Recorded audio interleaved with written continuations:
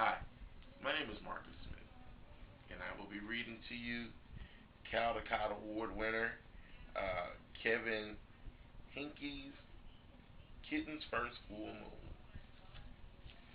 I will be reading this book to a third grade class.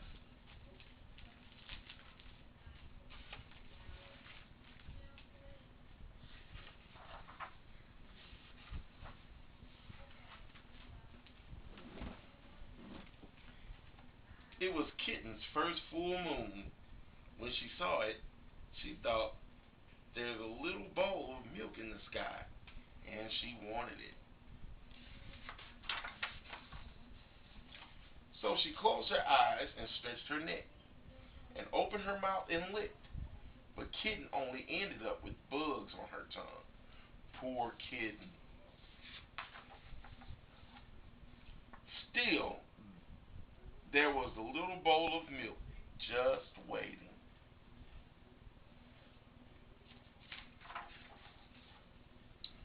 So she pulled herself together and wiggled her bottom and sprang from the top step of the porch. But Kitten only tumbled, bumping her nose and banging her ear and pinching her tail. Poor Kitten. Still, there was a little bowl of milk just waiting. So she chased it down the sidewalk, through the garden, past the field, by the pond, but Kitten never seemed to get closer. Poor Kitten. Still, there was a little bowl of milk just waiting.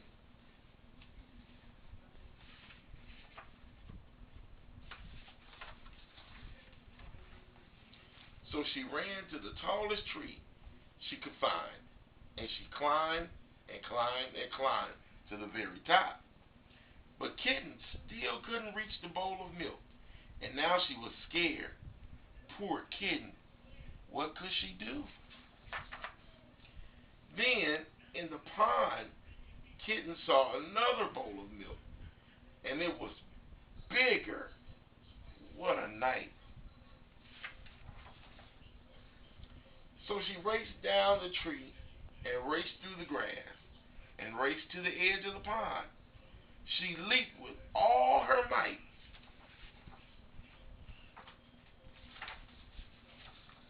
Poor Kitten. She was wet and sad and tired and hungry. So she went back home.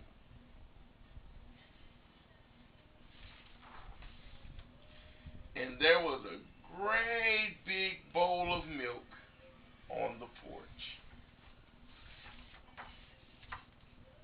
just waiting for her.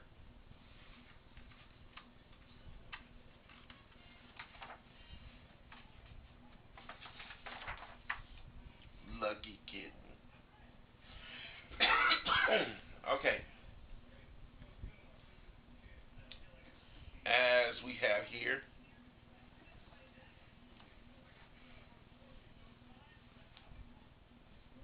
come in. Okay, as we have here, this is our activity list. Our activity will be matching vocabulary.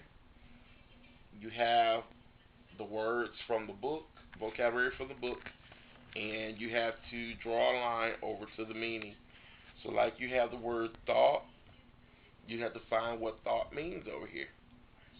So, on our list, thought would be a picture in the mind. So, they would draw a line from thought to from one to C. Two is spring, which means to jump. So, they would draw a line from two to E. The next set we have are our questions. This is to make sure the children basically were paying attention to the story, where they're able to comprehend the story. So when we have questions, we have what were the two things the cat thought was milk? The answers were the moon and the lake, or the pond, as it was in the story. But you know what they say, the lake. We won't mark that wrong. When the cat licked at the moon, what did she get? The answer was bugs on her tongue. When the cat jumped at the moon, what happened? She fell. The answer. Did she hurt herself? Yes. What did she hurt? Her tail, nose, and her ear. What happened when she climbed the tall tree? She got scared. What happened after she jumped into the lake or the pond? She got wet. What was waiting on her back porch? A bowl of milk. So, however the child answers those questions, if they can at least get close to the answer, where I already can feel that they were listening to the story. It doesn't have to be verbatim, word for word, but that would be good. But if they can get close or in the neighborhood of what the answer is, we still will mark it right. To promote higher order thinking, we ask the question: what do you think happened next after the cat got her milk? Well, this will be the part where the children can basically make up their own part of the story. What happened after that? Because she was already on an adventure to try to get this milk. So now, what do you think the cat's going to do now that she's gotten it?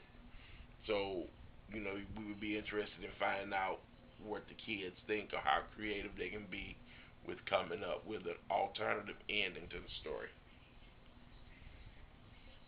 Also, we have for the children home activities. This is something that will be like an extension to my lesson that they will get to take home, work with the parents, and come back for another part of the lesson. So we have the instructions as follows. The students are to bring to class a decorated cat hat. That is the final part of the project. That's what we want them to accomplish. The students will need glue, construction paper, markers, pens, string, foam lettering, and decals. Uh, Students will be photographed at the school and put on a poster board made up by their group of, made up there by their group of a scene from the story. So what they'll do is they'll think about a scene from the story, make a poster board, and the pictures that they take with the cat hats on, we will put on that board. Students will wear the hats and be given a sound and are to give the sound upon hearing certain words. So what we'll do is while they're wearing their cat hats, we'll read another story that has to deal with cats, and we'll assign each group a word. And when they hear that word during the reading, they're supposed to make the assigned sound. So that is my lesson. Thank you.